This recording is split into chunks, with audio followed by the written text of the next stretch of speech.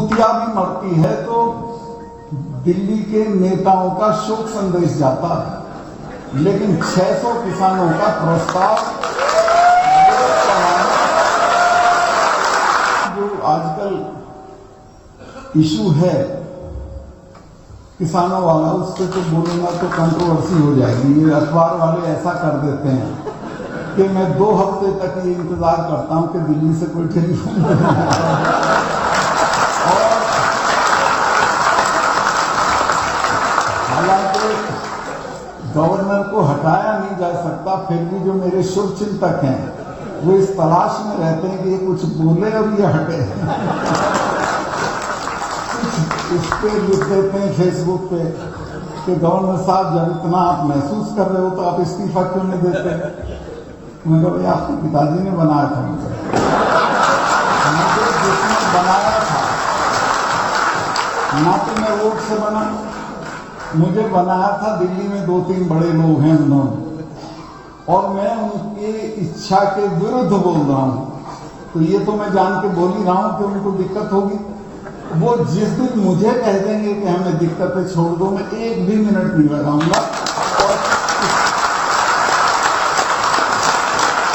पहले दिन जब मैं किसानों के पक्ष में बोला तो एक तय करके बोला था मैं फौरन छोड़ दूंगा और किसानों के धरने पे आके बैठ जाऊंगा। देश में इतना बड़ा आंदोलन आज तक नहीं चला जिसमें 600 लोग शहीद हो गए।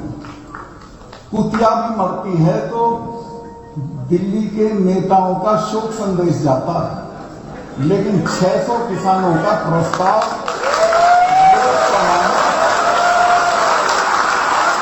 पास नहीं। और मैं इस पे इतना, मेरे से पूछा वहां डीडवाना में कि साहब आपको ऐसा क्या हो गया था जो आपको बोलना पड़ा।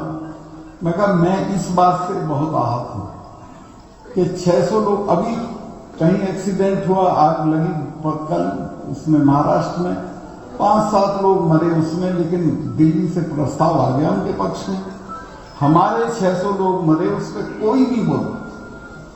संसद में कोई हमारे वर्गों के लोग जहां हैं वो भी खड़े नहीं हुए प्रस्ताव पास करवाने के लिए।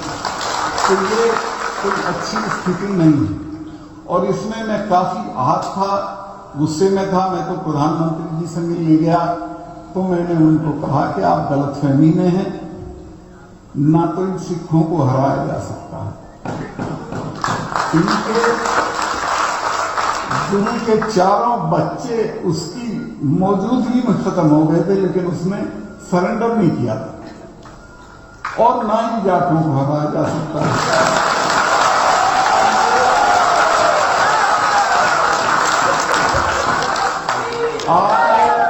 आप ये सोचते हो कि ऐसे ही चले जाएंगे, इनको कुछ ले दे के भेज दो और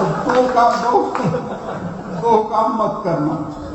एक तो इन पे बल प्रयोग मत करना, दूसरे इनको खाली हाथ मत भेजना, चूंकि भूलते भी नहीं, 300 साल तक नहीं भूलते। मिसेस गांधी ने जब अकाल तख्त तोड़ा तो उसके बाद उसने अपने फार्म हाउस पे महामृत्युंजय का यज्ञ करवाया। मुझे अरुण नेहरू मेरे अच्छे दोस्त थे, उन्होंने बताया कि सत्तार भाई, मैंने कहा कि फूफी तुम तो ये मानती नहीं थी, ये क्यों कर रही हो। तो उसने कहा तुझे पता नहीं है, ये जो अकाल तख्त तोड़ा है जिनका, ये तो 600 साल भी नहीं भूलते। मैं श्योर हूं कि ये मुझे मारेंगे। मैंने इंदिरा जी को ये इल्हाम था कि मारेंगे और उन्होंने मारा। जनरल वैद्या को उन्होंने पूना में जाके मारा, जनरल डायर को लंदन में जाके मारा। तो मैंने कहा कि इन कौमों की पेशेंस का टेस्ट मत ले। परसों के डिस्कशन में 2 जनरल्स ने कहा कि इस किसान आंदोलन का असर भारत की सेनाओं के ऊपर भी पड़ रहा है। कुछ भी हो सकता है, आज आप ताकत में हो, घमंड में सब कर रहे हो, लेकिन आपको ये पता नहीं इसके क्या क्या नतीजे हो सकते हैं।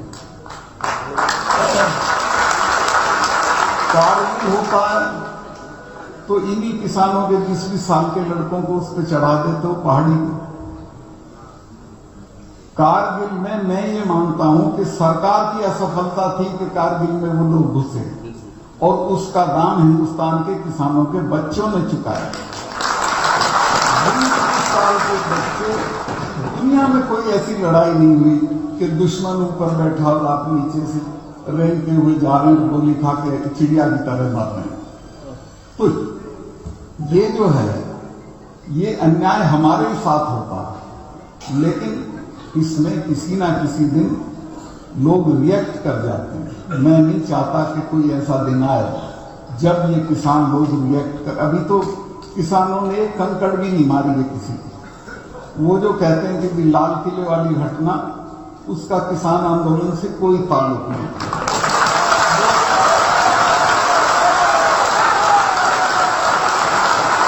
और मैं किसान आंदोलन का नेता होता तो मैं उसे भी जस्टिफाई करता। किसान लाल किले पे झंडा फहराने का अधिकार सिर्फ प्रधानमंत्री को है, लेकिन उसके बाद अगर किसी को है तो आप जानते होंगे कि आपके तो गीतों में, बातों में, किस्सों में लाल किला ले लिया, लाल किला लेंगे, ये आता है भारत के माते लाल किला। इसी तरह सिखों के जिनके कई गुरु लाल किले के दरवाजे के बाहर गुरु तेग बहादुर की गर्दन कटी हो, तो उसकी औलाद को लाल किले को झंडा फहराने का अधिकार नहीं। और आप जितना भी लोकगीत है, कहानी है, किस्से हैं, उसमें सिखों और जाटों का एक ही रहता है, लाल किले पे जाना। जब चौधरी साहब की पार्टी हरियाणा में बिल्कुल नहीं थी और देवीलाल जी के पास में और बाबू जी गए और हमने कहा चौधरी साहब पार्टी ज्वाइन कर लो। उन्होंने कहा नहीं, काहे की पार्टी है तुम्हारी, मैं नहीं ज्वाइन करता। मैंने एक मीटिंग चौधरी साहब की कराई बड़ी भिवानी में, 1 लाख आदमी था, और मैंने उसमें कहा कि अगर आप साथ दे दोगे तो 6 महीने में चौधरी चरण सिंह को लाल किले पे चढ़ा देंगे। आप मेरा यकीन करें, पूरी भीड़ स्टेज पे के पास आ गई जय जयकार करती हुई, और मुझे चौधरी साहब ने कहा कि पूरे हरियाणा में ये मीटिंगें करके ये बात बोल दो, इसी पर खड़े हो जाएंगे। आप हैरत करोगे कि हरियाणा में लोक दल इसी बात पे खड़ा हो गया कि लाल किले पे चरण सिंह को चढ़ा।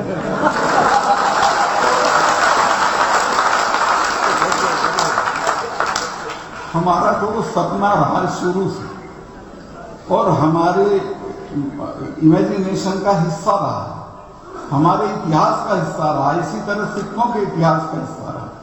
प्रधानमंत्री के अलावा अगर किसी को अधिकार है उस पर झंडा फहराने का तो वो हमें है।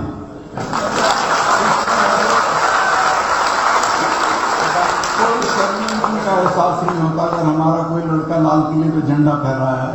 उस जगह तो नहीं फहराया जहां प्राइम मिनिस्टर ने फहराया था, एक तरफ एक खंबा था उस पर टांग दिया था और तुमने ऐसा बना दिया कि जिससे बड़ा खतरनाक काम हो गया, देशद्रोह का काम हो गया। ये सब मत करो, सीधे सीधे बैठोगे, तुम्हारी ये मांगे ये हम मान सकते हैं, ये नहीं मान सकते। ये जो मैंने तो बल्कि ये कहा प्रधानमंत्री जी से कि आप राजा हो, आप बड़े हो, आप ये कहो किसानों को कि भाई तुम गलत हो, मैं सही हूं, फिर भी मैं तुम्हारी बात मान रहा हूं, क्योंकि मैं तुम्हारी तकलीफ नहीं देख सकता, तो आप बहुत बड़े हो जाओगे। तो मैं नहीं बताता उन्होंने क्या कहा, कैसे रिएक्ट किया, लेकिन मैं ये बता सकता हूं कि ये भी मैंने कहा कि ये सिर्फ एमएसपी आप मान लें, ये तीनों कानून तो सुप्रीम कोर्ट ने रोक रखे, सिर्फ एमएसपी मान लो तो मसला हल हो जाएगा। लेकिन एमएसपी के बिना तो हमारा गुजारा नहीं है, क्योंकि हमारी हर फसल की डिस्ट्रेस सेल होती है। हम बोने चलते एक दाम होता है, काटने चलते दूसरा दाम होता है, और एमएसपी से नीचे दाम मिलता है हर फसल का हर साल।